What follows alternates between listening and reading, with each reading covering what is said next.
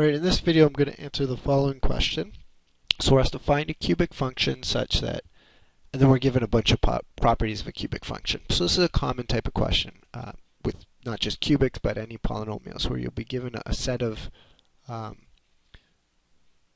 properties and asked to find the equation of that function.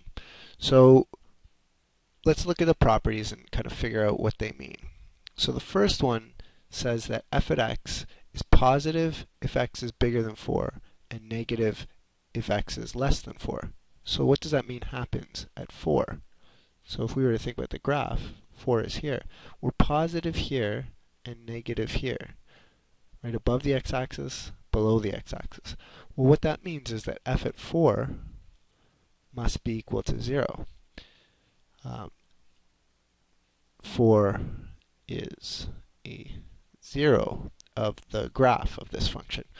And the reason for that is because it's a cubic function. The only way you can go from negative to positive is to cross the x-axis. So what that means is that x minus 4 is a factor, one of our factors. So that could help us in writing this in factored form. The next thing we're told is that there is a double root at x equals negative 5.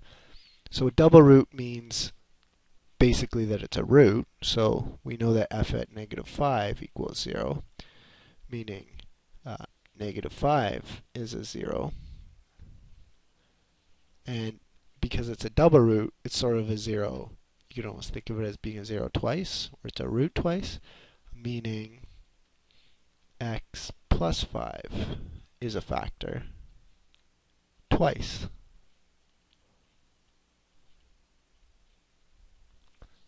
So what does that mean for the equation? Well, it means that f at x is going to be equal to x minus 4 as a factor, x plus 5 is a factor twice, meaning the order is 2, meaning there's 2 of them. So is that the equation? We're saying, hey, I'm done. Well, not quite, because there's this other part about the y-intercept being negative 50, and the y-intercept of this thing is not negative 50.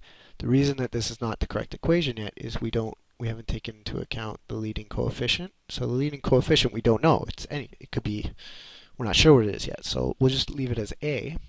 But we know that the y-intercept is negative 50. So a y-intercept of negative 50 means if we subbed in the value 0, we would get negative 50. So let's just do this and figure out what a is. So I'll get negative 50 if I put x equal to 0.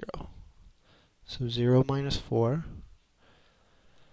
0 plus 5 squared, I'll get negative 50 equals a times minus 4 times 5 squared.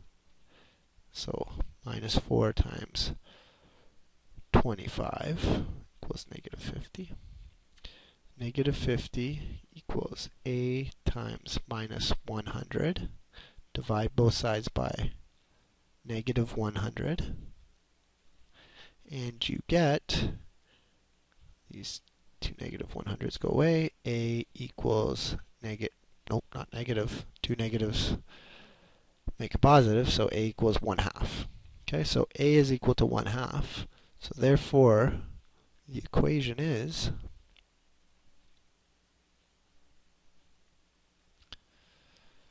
f at x equals leading coefficient of 1/2.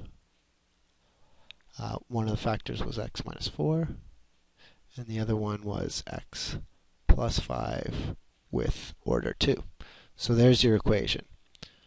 If you're not asked to write it in standard form, don't leave it in factored form. If you are asked to write it in standard form, then you just have to expand, just so we can check it. Remember, our y-intercept was down here at negative 50.